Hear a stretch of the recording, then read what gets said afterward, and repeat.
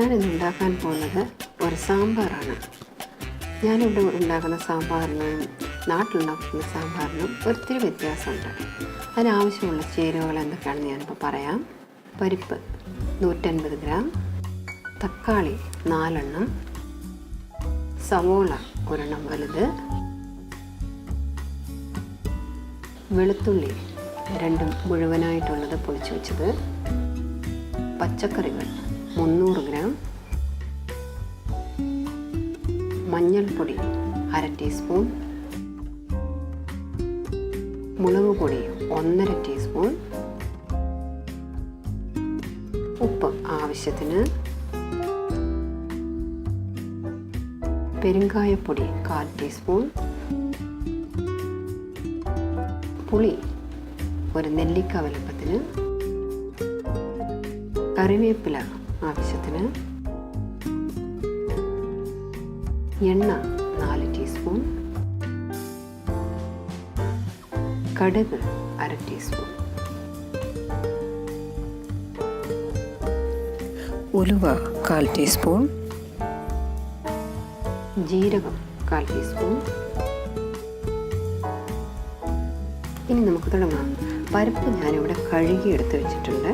ഇത് കുക്കറിലേക്ക് ഇടുക. അതോടൊപ്പം സവോള അരിഞ്ഞത്,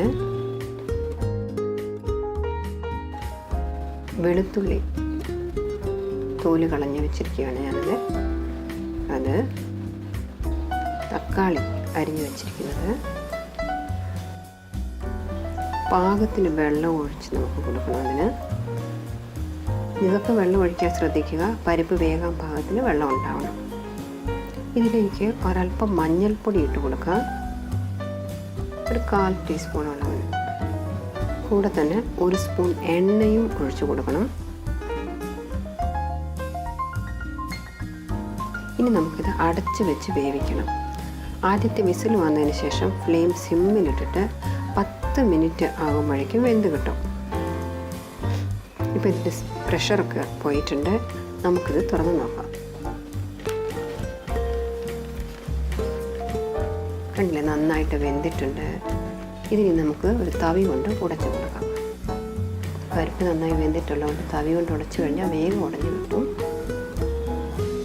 ഇപ്പം നമുക്കൊരു ചീനിച്ചട്ടി അടുപ്പ് വെച്ച് ചൂടാക്കിയിട്ട് പച്ചക്കറികളൊന്ന് വഴറ്റണം. അതിനായിട്ട് 2 ടീസ്പൂൺ എണ്ണ ആദ്യം നമുക്ക് ചീനിച്ചട്ടി ചൂടായതിലേക്ക് ഒഴിച്ചു കൊടുക്കാം. എണ്ണ ചൂടായതോ പച്ചക്കറികൾ ഇട്ട് കൊടുക്കണം. എൻ്റെ കയ്യിലുണ്ടായിരുന്ന പച്ചക്കറികളൊക്കെ ഞാൻ ഇതിൽ ഇട്ടിട്ടുണ്ട്. ചേനയും ചേമ്പൊന്നും ഇപ്പോഴത്തേക്ക് എൻ്റെ കയ്യിലില്ല, അതുകൊണ്ട് ഞാൻ അതൊന്നും ചേർത്തിട്ടില്ല. ഇതിന് നല്ലതുപോലെ ഒന്ന് വഴറ്റിയെടുക്കണം. കണ്ടില്ലേ, ഇപ്പോൾ ഇതിൻ്റെ കളറൊക്കെ ഒന്ന് മാറിയിട്ടുണ്ട്. പച്ചക്കറികളുടെ കളറൊക്കെ ഒന്ന് മാറി. 2 മിനിറ്റെങ്കിലും ഇതുപോലെ തന്നെ വഴറ്റണം. ഇപ്പോൾ 2 മിനിറ്റ് കഴിഞ്ഞിട്ടുണ്ട്. ഈ സമയത്ത് നമുക്ക് ആവശ്യത്തിനുള്ള മസാലപ്പൊടികൾ എന്തൊക്കെയാണോ അതൊക്കെ ചേർക്കാം. മഞ്ഞൾപ്പൊടി ആദ്യം തന്നെ പരിപ്പിൽ ഒരു 1/4 ടീസ്പൂൺ ചേർത്തിരുന്നു. ഇപ്പോൾ പച്ചക്കറികൾക്ക് വേണ്ടി ഒരു 1/4 ടീസ്പൂൺ കൂടി ചേർക്കുകയാണ്. മുളക് പൊടി, പച്ചക്കറികൾ കൂടുതൽ ഇടുകയാണെന്നുണ്ടെങ്കിൽ അതിൻ്റെ അനുസരിച്ച് മുളക് പൊടി ഒരല്പം കൂടി കൂട്ടി കൊടുക്കാം. ഫ്ലെയിമിൽ കുറച്ചിട്ടിട്ട് വേണം ഇതൊക്കെ ചെയ്യാൻ കേട്ടോ, അല്ലെങ്കിൽ പൊടികളൊക്കെ വേഗം കരിഞ്ഞു പോകും. നെൽജിയുടെ പെരുങ്കായപ്പൊടിയാണ് ഞാനിവിടെ ചേർത്തിരിക്കുന്നത്, ഒരു 1/4 ടീസ്പൂൺ. അപ്പം ചുമ്മാ അത് 2 പ്രാവശ്യം ഒന്ന് തട്ടിക്കഴിഞ്ഞാൽ തന്നെ വീഴും. അപ്പോൾ ഇതിലേക്ക് ആവശ്യത്തിന് വെള്ളം ഒഴിച്ച് കൊടുക്കണം. വെള്ളം ഒഴിച്ച് നന്നായിട്ടൊന്ന് തിളപ്പിക്കണം. ഇതിലേക്ക് ഇപ്പോൾ കറിവേപ്പില ഒരല്പം ചേർത്ത് കൊടുക്കണം. അതുപോലെ തന്നെ ആവശ്യത്തിന് ഉപ്പും ചേർത്ത് കൊടുക്കണം.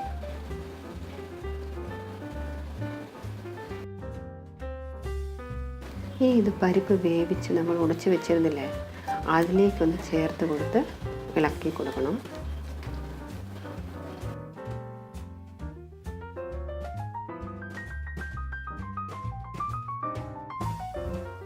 ഈ സമയത്ത് ഉപ്പിൻ്റെ അളവ് നോക്കിയിട്ട് വേണമെങ്കിൽ ചേർത്ത് കൊടുക്കാം. ഇതിൽ പുളി കുറച്ച് വെള്ളം ഒഴിച്ച് കുതിർത്ത് അരിച്ചെടുത്ത് വെച്ചിട്ടുണ്ട്, പിഴിഞ്ഞിട്ട് അരിച്ച് വെച്ചിട്ടുണ്ട്. അതും കൂടി ഒഴിച്ച് കൊടുക്കുകയാണ്. അതുപോലെ തന്നെ ഒരല്പം വെള്ളം കൂടി ഞാൻ ചേർക്കുകയാണ്.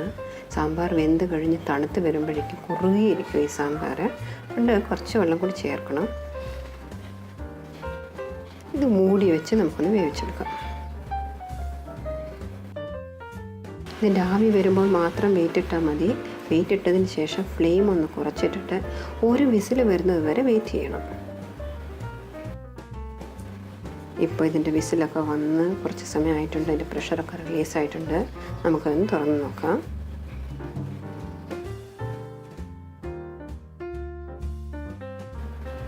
കണ്ടില്ലേ, ഇപ്പോൾ പാകത്തിന് പച്ചക്കറികളെല്ലാം വെന്ത് വന്നിട്ടുണ്ട്.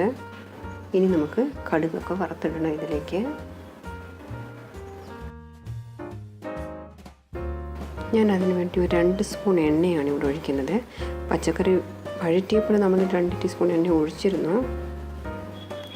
നോൺ വെജ് കറികളോ ബിരിയാണിയോ അങ്ങനെ എന്തെങ്കിലും അത്യാവശ്യത്തിനുള്ള സാധനങ്ങൾ ഉണ്ടാക്കുമ്പോഴല്ലാതെ കറികൾക്കൊക്കെ താളിക്കുമ്പോൾ 4 സ്പൂൺ എണ്ണയെ ഉപയോഗിക്കാറുള്ളൂ. അതായത് ഓരോരുത്തർക്ക് 1 സ്പൂൺ എണ്ണ, ഒരാൾക്ക് 1 സ്പൂൺ എണ്ണ എന്നുള്ള കണക്കിലാണ് ഞാൻ എടുക്കുന്നത്. എണ്ണ ചൂടായിട്ടുണ്ട്. കടുകിട്ട് കൊടുക്കാം. ചെറിയ സ്പൂണാണ് 1 സ്പൂൺ ഇട്ടിരിക്കുന്നത്. അത് സാധാ സ്പൂണിൽ ഒരു 1/2 സ്പൂണോളം വരും. ഇതിലേക്ക് ഇനി ഉലുവ ഇട്ട് കൊടുക്കണം. അപ്പോൾ ഫ്ലെയിം ഒന്ന് ഓഫാക്കിയതിന് ശേഷം ജീരകം ചേർത്ത് കൊടുക്കണം. ജീരകം മൂത്ത മണം വരുമ്പോഴേക്കും അതിലേക്ക് ആവശ്യത്തിന് കറിവേപ്പില ഇട്ട് കൊടുക്കുക. ഇനി സാമ്പാറിലേക്ക് ഒഴിച്ചു കൊടുക്കാം.